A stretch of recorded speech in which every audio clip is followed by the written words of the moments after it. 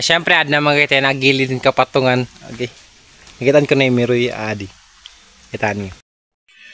Kanina pa ako na pinamili nga mo. Dili ka nagtitingog. Agoy, iba ko talaga din pamilyado. Kaya naniniguro, maski nagkukure.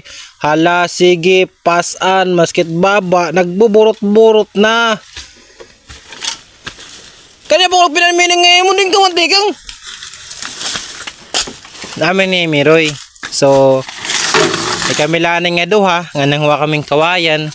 Kay syempre amon yung apayagadugin himo kay hapit naman gun maimpas ay I mean mahuman. So nagutod na lang kami nga daan. Para pag alas na mo ngadto pagsalang ang pagpukpok kala. Okay. Sorry. Roy, amo na yung masiling na kanina ka pa ano man meron dito. So mga kuya tabs, marami na daw siyang sugat sa katawan. Actually, pare-parehas lang kami kasi nasugatan din ako nung una pero malaban pa din. So, asya kami lagyapon nga ni. Sani naman kami ginlalamok. Maski waray katol. Okay la. Miroy, pagod na siya. Pero lumalaban. Unta magkajuwan na.